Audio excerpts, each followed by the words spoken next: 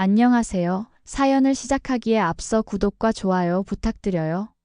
감사합니다. 사연 시작해 볼게요. 결혼한 지 이제 3년이 되어 가는데요. 저는 정말 복 받은 며느리라고 생각했어요. 특히 시어머니는 친딸처럼 저를 아껴주셨죠. 제가 아플 때면 밤새 저를 간호해 주시고 제가 좋아하는 반찬을 따로 챙겨주시곤 했어요. 명절 때도 다른 집은 며느리가 고생한다는데 우리 시어머니는 너는 우리 아들이 데려온 귀한 딸이라며 오히려 저를 챙겨주셨죠. 남편은 항상 우리 어머니는 며느리 바보라며 웃곤 했어요.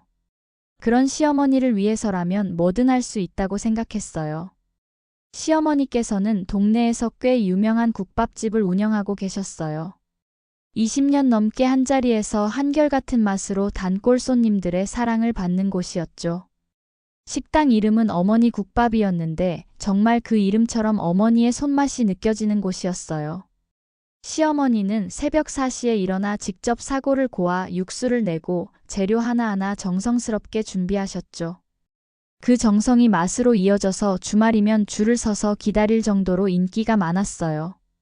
남편은 대기업에 다니는 회사원이었고 저는 디자인 회사에서 일하고 있었어요.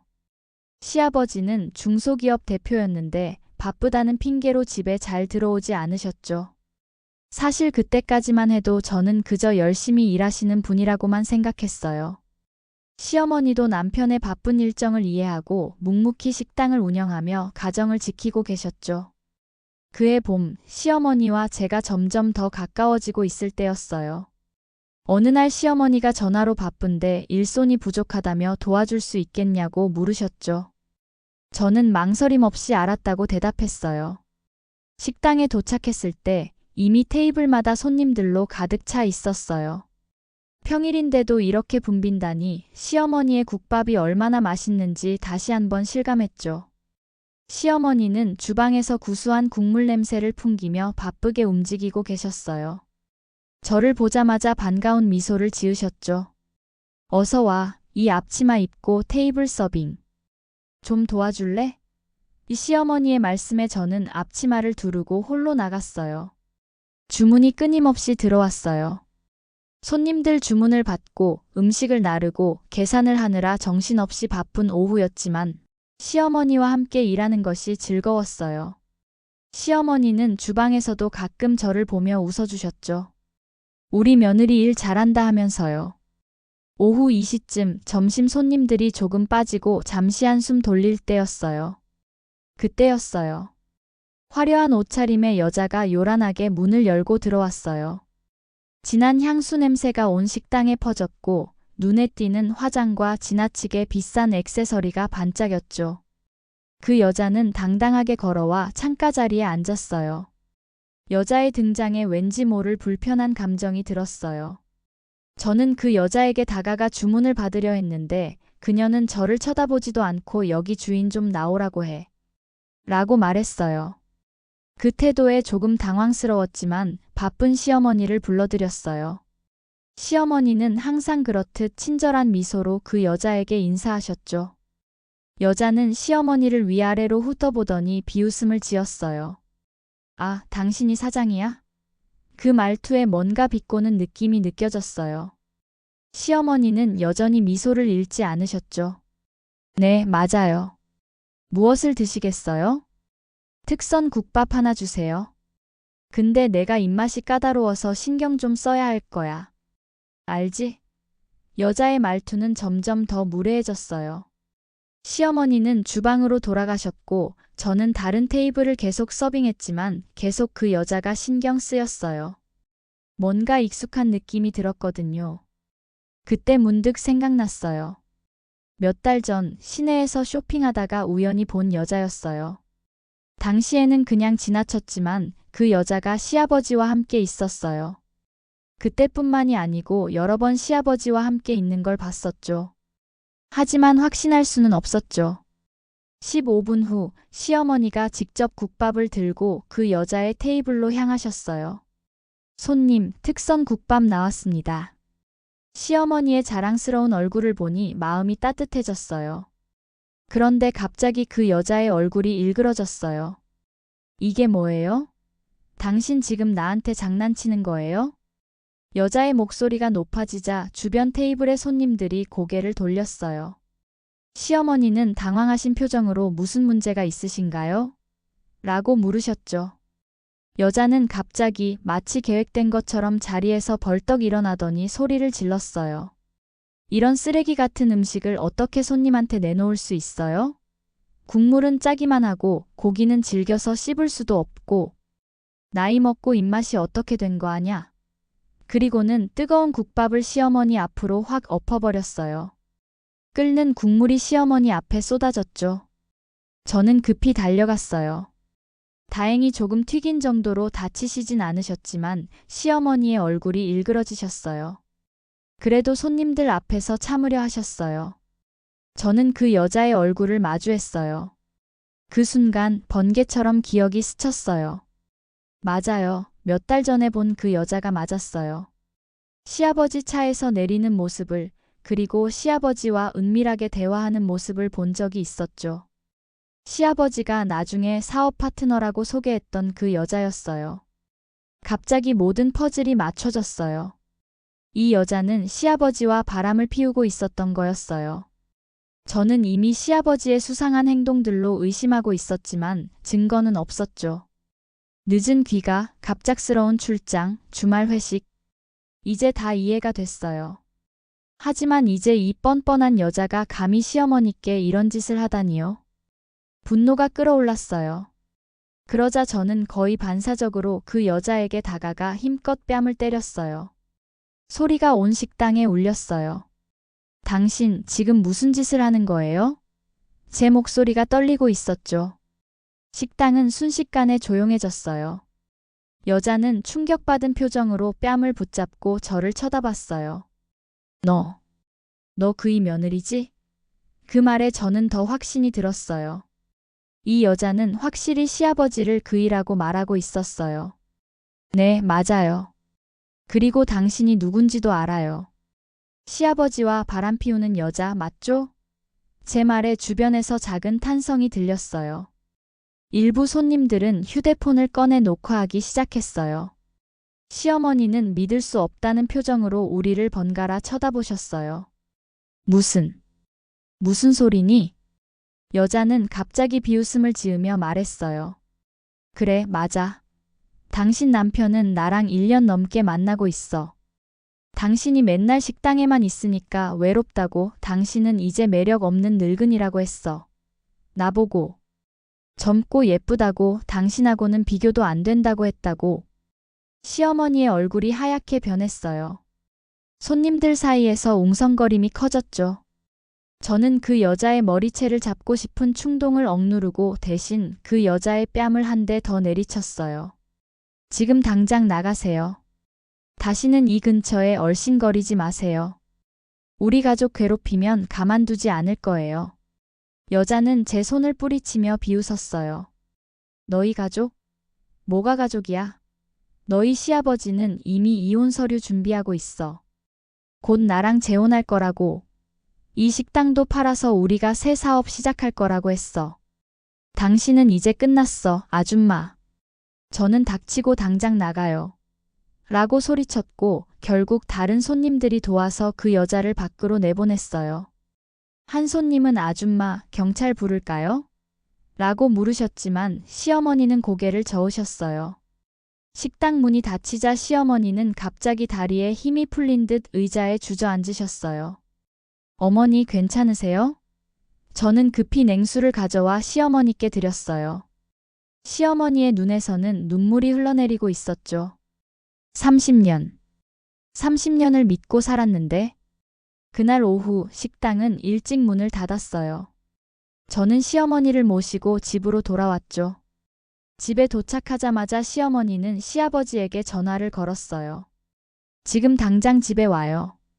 중요한 얘기가 있어요. 시어머니의 목소리는 차가웠어요. 저녁 7시 시아버지가 들어왔어요. 평소처럼 밝게 인사하셨죠. 하지만 거실의 분위기를 느끼셨는지 표정이 굳어졌어요. 무슨 일이야? 시어머니는 처음으로 목소리를 높이셨어요. 당신.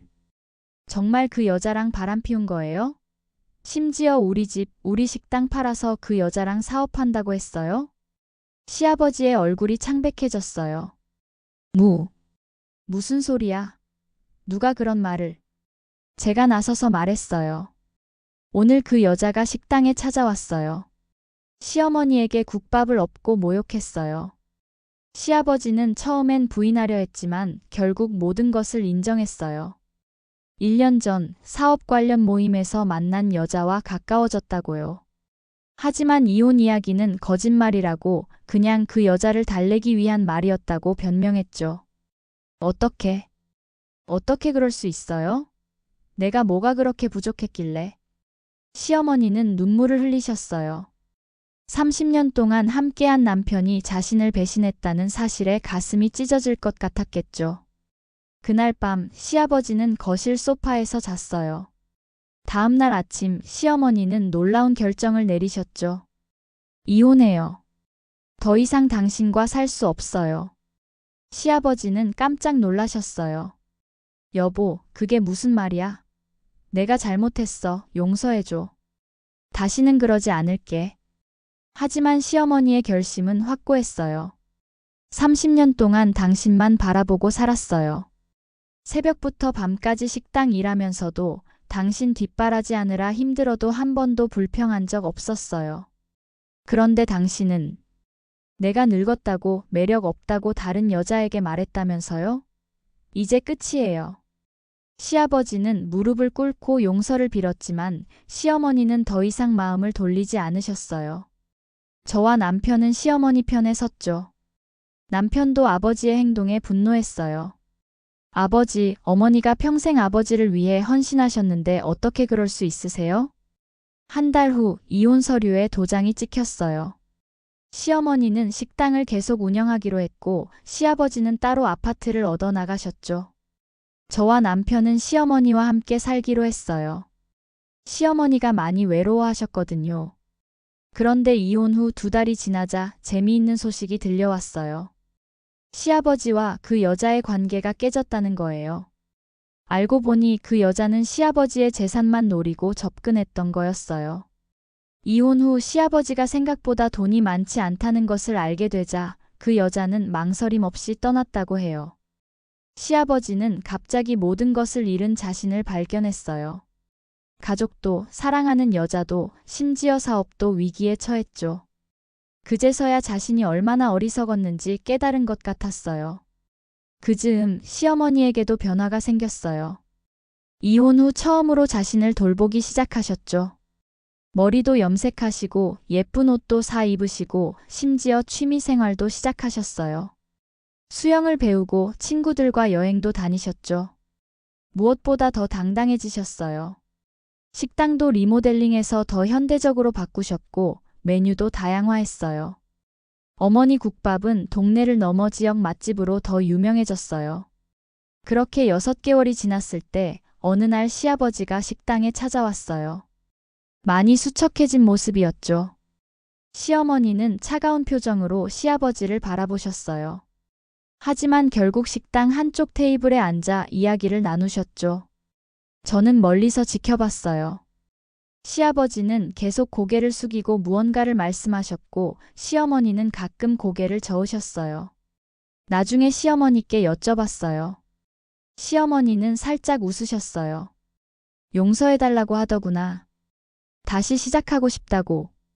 하지만 난 이미 새로운 삶을 시작했어. 그 사람 없이도 행복하게 살 수 있다는 걸 알게 됐어.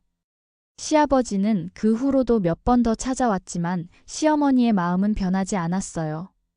결국 시아버지는 다른 곳으로 이사하셨다고 해요. 가끔 남편에게 전화해서 안부를 물으신다고 하지만 우리 가족의 일부는 아니게 됐죠. 그로부터 1년이 지난 지금 시어머니는 완전히 다른 사람이 되셨어요. 자신감 넘치고 활기차고 무엇보다 행복해 보이세요. 국밥집은 프랜차이즈로 확장할 계획도 있다고 해요. 시어머니는 가끔 저에게 말씀하세요. 그날 네가 없었다면 난 아직도 그 사람에게 속아 살고 있었을 거야. 고마워, 우리 딸. 지금 생각해보면 그날 제가 그 여자의 뺨을 때린 것이 폭력적인 행동이었나 반성도 돼요. 하지만 그때는 정말 제가 사랑하는 시어머니를 지키고 싶었을 뿐이었어요. 그리고 결과적으로 그 사건이 시어머니에게 자유와 새로운 삶을 선물해 드렸다고 생각하면 후회는 없어요. 시아버지는 어떻게 됐냐고요?